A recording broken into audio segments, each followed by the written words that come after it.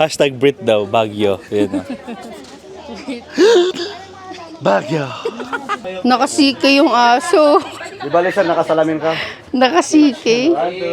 Ay, gumagalaw pala. Akala ko manikin.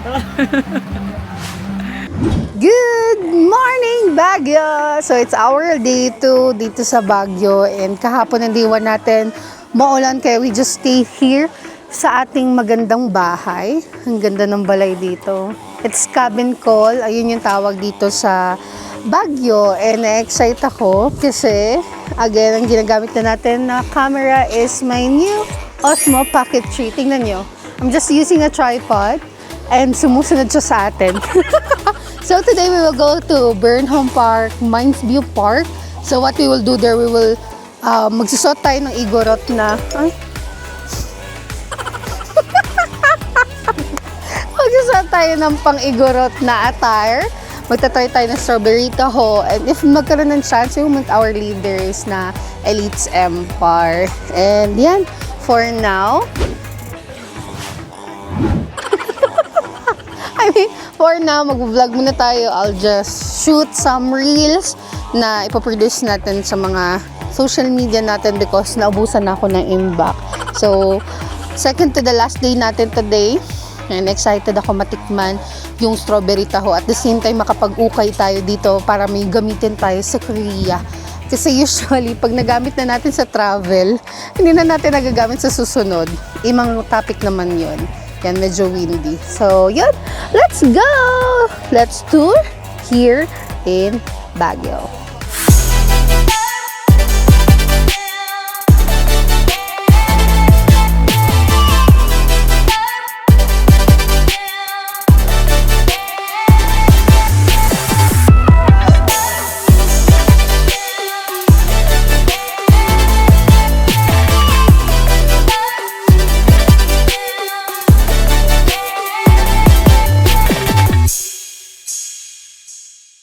Kung napakita ko sa inyo yung itsura niya kapag kagabi, ito naman yung itsura niya kapag umaga. Ganda, no? And I'm using the wide lens na provided din sa creators combo ng DJI Osmo Pocket 3. Ang ganda kasi tingnan mo yung quality, oh. Pak. Ito yung kasama natin bago sa Dream Squad. At pagka Dream Squad niya, dito agad siya napunta. Oh, kamusta experience mo ng Baguio? Hi! Ayan. Second time ko na ito magpunta ng Baguio. Diba? And sobrang amazing kasi ibang tao yung mga kasama ko. Hindi basta-basta. Diba? Empress and the Dream Squad na mga dating pinangarap ko lang makasama. Grabe, no? Pero ngayon, nakaka-banding, nakasabay kumain. And ang sarap sa feeling na expose, no? Na iba yung level na kasama. Kasi dati yung mga kasama naman ako, pero iba yung pinag-uusapan. Correct. Pero dito yung... Dito rin, iba yung pinag-stayan. iba din. Doon lang kami sa tabi-tabi. Pero grabe, oh, sobrang amazing. Kasi ang hilig ko sa, mga ganito ba, mga aesthetic. Tapos sobrang... Aesthetic. Oo, sobrang amazing ng place. Yung ano ba, ano tawag dyan? Cabin. Oo, yung mga ganyan. Tapos, plus yung mga kasama pa, grabe din yung mga pinag-uusapan. Yun, sabi ko, worth it. Nag-post nga ako kanina. Sabi ko, mapapagising ka na lang. So I'm so grateful na gigising na lang na marirealize mo na, hala, sobrang worth it. Naks. Wow, Yeah. Ayun. So, alis na tayo ngayon. Thank you so much sa Tanya. Aga nito gumising kasi maaga rin tumakas. Naikot na yung buong bahay dito sa Baguio. Wala pa tayong pang-vlog. So, I'm doing my best na ma-maximize yung phone ko kasi ako na Tara. So, samahan nyo na kami. Malabas na sila. And mag-ikot na tayo dito sa Baguio. Let's go!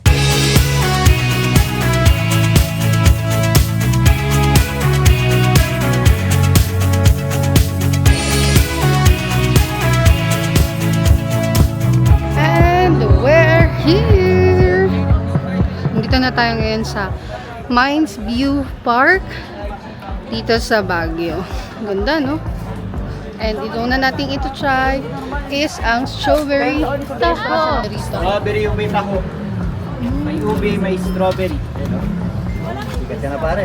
Una natin ito try is yung strawberry taho. Pero parang mas trip ko yung ube. Because I love ube. Ito yung mga inaabangan ko. Yung ube yung gusto ko, lalo na pagka pag Pasko. Loading yan. Inisip pa. Hindi yung minds view ko. Sweet naman yun. Tignan natin. Aho! May parcel kayo. Ito po yung size So, 50 pesos siya. Bayad tayo ng 100. And sukli ay 50. Pero ang gusto ko dito is yung mais nila. Sobrang sarap. Hashtag Brit daw, Baguio. Yun. Baguio.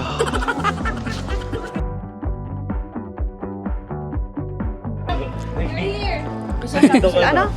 Andito ka daw. Pink Lady. Si Air Lady yan. Cute na aso. Hello. So cute. Saint Bernard. Saint Bernard. You're so big. Grabe, laki ng footprints nyo. Nanto, Sage. Kay Grace, kay Grace. Okay, sir, tingin na lang kayo ni ma'am. Look at siya. Ay, sa'yo, draw. Nakasike yung aso. Di ba, sir, nakasalamin ka? Nakasike. Nakabrace yung aso. Ay, so yung aso. Ay, luhuli na sa balita. Hi. Ako muna mawala. Ang cute ng kabayo, kulay pink.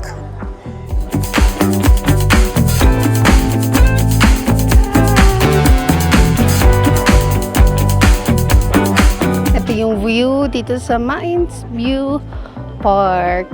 Lalo na ako gusto ko yung mga ganyan ng mga nature. After natin mag-picture sa kabayo at sa view, ngayon naman, pang-igurot.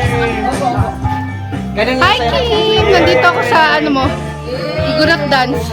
Tingnan pala yung mga igurot. Cordillera dance here sa Baguio. Thank you. The Paano best. kayo sumayo? Yeah, thank you so much po. Susuotan tayo ni ate.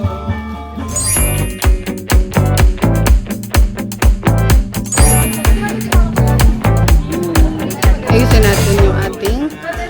This is Ethnic Beach and Ifugao. Picture. Dress. Anong napili mo na kulay? It's red. Red, black, yellow. Yan. Drew, ikaw din mo ka rin dato, Drew. Isa pa Dato puti. Ay, gumagalaw pala. Akala ko manikin. Ay, nagalaw. Tapos na tayo sa ating, anong tawag po dito? Cordillera costume. Cordillera costume pala. Antay. And we're home. We're back dito sa tinutulayan natin. And before tayo umuwi, of course, bumili ako ng mais sa Mines View Park. Man natin. Balik na tayo dito sa bahay. So, maglit lang kami doon. Pagbalik, luto, kain ulit. Tapos, laro ng cards. Last day here in Baguio. So, last day na natin ngayon, pang third day na natin today. And pauwi na tayo ng Manila ulit. And by tomorrow, we will go back to Cebu. And yan, grabe. Itong trip na to, one of the most memorable. Usually, for most stay natin here sa Cebu, nasa bahay lang naman tayo. Pero bakit siya naging memorable sa akin? Because ang dami kong nakuha ang idea to execute. Mas naging productive. And ay grabe. And nasimulan natin yung vlog natin na quality camera yung gamit natin. And yun, as you can see, napakaganda kung saan tayo nag-i-stay. Definitely, we will be going back here. This is 70,000 per night, I think. Tama ba? Si Empress kasi yung nag-book. Kaya thank you, Empress. Sa araw na to, dapat after Manila, babalik lang kami ng Cebu. Pero nagkaroon kami ng time for this. And thank you so much for watching this amazing vlog. We will produce more. And I'm happy kasi nakapag-review ako, nakapag-aral kung ano yung mga dapat gawin, mga do's and don'ts when doing a vlog. And yun. Yan lang. So, thank you so much everyone for watching this vlog. Hope you follow, you share, you comment sa mga vlogs na magkakaroon tayo very, very soon. And one update. Sayang wala yung aking sayang wala dito yung phone ko. Yan, i-flash na lang natin because yan sa last day natin pumasok na in-encash natin na almost 500,000. Hindi pala almost 500,000. 500,000 na in-encash natin last week. Ang pumasok is a total of 460,000 pesos. Ay nakita yun sa live ko kanina. So I'm gonna put here ito dito yung in-encash natin. And ganun kaganda yung negosyo na ginagawa natin. Again, when is it today? And usually kapag mga ganitong araw, nasaan tayo? Anong ginagawa natin? But ngayon, no need for us to file a vacation or to file a leave just to be here and do this kind of things. Pero still, we are earning big. Pero marami pa to, mas marami pa. And sabi ko nga, the bigger the goals, the bigger the action. And yun yung magkakaroon tayo sa mga susunod pa na mga araw. So yun lang. Thank you so much for watching this live. See you sa susunod natin na vlog.